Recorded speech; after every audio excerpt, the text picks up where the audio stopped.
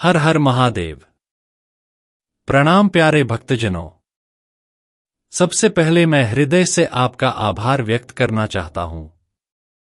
आप सभी ने भक्ति आलोक चैनल को जो प्रेम और आशीर्वाद दिया है वह मेरे लिए शब्दों में बयां करना मुश्किल है। आपकी भक्ति, आपके कमेंट्स, आपकी प्रार्थनाएं, यही इस चैनल की शक्ति है। आप जुड़े रहें, यही मेरे लिए सबसे बड़ा वरदान है। आज सोमवार का पावन दिन है, वो दिन जब भोलेनाथ स्वयं अपने भक्तों के द्वार आते हैं। वो दिन जब हर नमः शिवाय सीधा कैलाश तक पहुंचता है। आज हम जानेंगे कि शिव जी ने चंद्रमा को अपनी जटाओं में स्थान क्यों दिया। बहुत पहले की बात है, वह काल जब देव, असुर और आकाश के सारे रूप पृथ्वी पर दिखाई देते थे।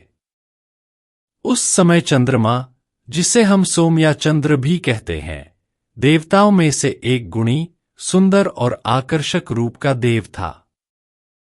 उसने देवलोक में अपनी सुमधुर छवि और शीतलता के कारण सबका मन मोह लिया था। एक समय ऐसा आया जब चंद्रमा ने अनेकों नक्षत्र रत्नियों से वैवाहिक बंधन किया। इन्हें हम सामान्यतः 27 नक्षत्र या नक्षत्रिणियां कहते हैं। इन्हीं नक्षत्रों में से एक प्रतीक्षा और सुंदरी थी, रोहिणी। चंद्रमा रोहिणी के सौंदर्य और गुणों पर इतना मोहित हो गया कि वह अन्य नक्षत्रों की ओर अपना समान ध्यान नहीं दे पाया। वह अधिकतर समय रोहिणी के साथ रहता, उसे अधिक स्नेह देता, जिससे बाकी नक्षत्रों की उपेक्षा होने लगी। बाकी नक्षत्रों को यह असमान व्यवहार सहन नहीं हुआ। वे दुखी हुईं और अपने पिता, जो श्रेष्ठ कुलाधिपति माने जाते थे, उनके पास जाकर इस अन्याय की बात रखी।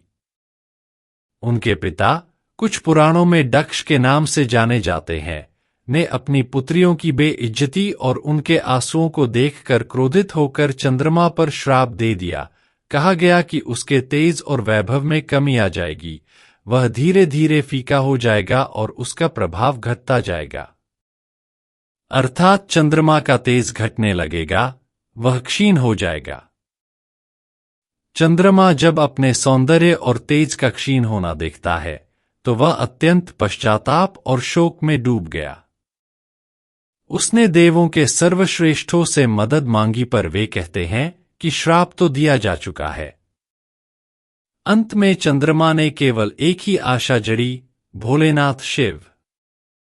वह महादेव के समीप गया, कठोर तप किया, कलेवर पर संवेदना से भरा भजन किया और शरण मांगने लगा। शिव बहुत ही करुणामय हैं। वे उन्हीं के पराक्रमी, क्षमाशील और रहमदिल देव हैं, जो कठिन से कठिन तप को देखते ही प्रसन्न हो जाते हैं। चंद्र के कठोर तप और सच्ची भक्ति को देखकर शिव ने उसकी विनती सुनी। शिव ने चंद्र की दशा को नरम करने तथा उसे जीवन देने का उपाय निकाला, पर उसे पूरा हटाना संभव नहीं था, क्योंकि जो श्राप दिया जा चुका था उसका प्रभाव भी तो रखना पड़ता था। तो महादेव शिव ने चतुराई से संतुलन किया। शिव ने चंद्रमा को अपनी जटाओं पर धारण कर लिया, अपनी जटाओं में रखा। यह कोई अपमान नहीं था, बल्कि शिव की करुणा का अद्भुत, रक्षक और सुरक्षित स्थान था। जटा पर बैठना ऐसा था जैसे शिव ने कहा, मैं तुम्हें संरक्षित करता हूं, पर तुम्हारी परीक्षा बनी रहेगी। तुम्हारा तेज घटेगा और बढ़ेगा, पर पूर्ण नष्ट नहीं होगा। शिव के जटाओं में स्थित चंद्र का तेज अब पूरी तरह मिटने के बजाय घटता बढ़ता रहने लगा। यही बन गया महीना का चक्र। इसलिए चंद्र को पूर्ण रूप से नष्ट करने वाले श्राप को शिव ने मध्यम स्वरूप में परिवर्तित कर दिया। चंद्र अब धीरे धीरे फीका होता है, जिसे हम अमावस्या कहते हैं, फिर पुनः बढ़ता है, जिसे हम पूर्णिमा कहते हैं। इसलिए भोलेनाथ को चंद्रशेखर, चंद्रधर, सोमेश्वर आदि नामों से भी जाना जाता है, अर्थात जिसके शिखर जटा में चंद्र विराजते हैं। यही नाम शिव की वह महान करुणा और उनकी वैश्विक भूमिका को दर्शाते हैं, समय, मन और चेतना के स्वामी। व्यवहारिक और धार्मिक उपयोग। यही कारण है कि सोमवार, सोम, का दिन चंद्र और शिव दोनों से जुड़ा है, इसलिए सोमवार का व्रत, चंद्र पूजा और शिव पूजा का विशेष महत्व है। चंद्र का चरण परिवर्तन कृषि, मानस और समुद्री ज्वारों पर प्रभाव डालता है। पौराणिक दृष्टि में भी चंद्र का संबंध जीवन ऊर्जा, सोम, से जोड़ा गया है। भक्तजन, इस कथा से हमें सीख मिलती है, यदि मन, चंद्र, अपनी चंचलता और पक्षपात में फंस जाए, तो उसे अकेला छोड़ देना ठीक नहीं, हमें उसे शिव, अर्थात शुद्ध चेतना और संयम, के सानिध्य में लाना चाहिए। मन में संतुलन लाने के लिए पूजा, तप, ध्यान और सच्ची श्रद्धा वही साधन हैं जो चंद्र को जटाओं में विराजित कर देते हैं, नष्ट नहीं करते, पर नियंत्रित और उपयुक्त बनाते हैं। भक्तजनों, आज की इस अद्भुत कथा से हमने जाना कि शिव जी ने चंद्रमा को अपनी जटाओं में स्थान क्यों दिया। यह केवल एक पौराणिक घटना नहीं, बल्कि एक गहरा संदेश है।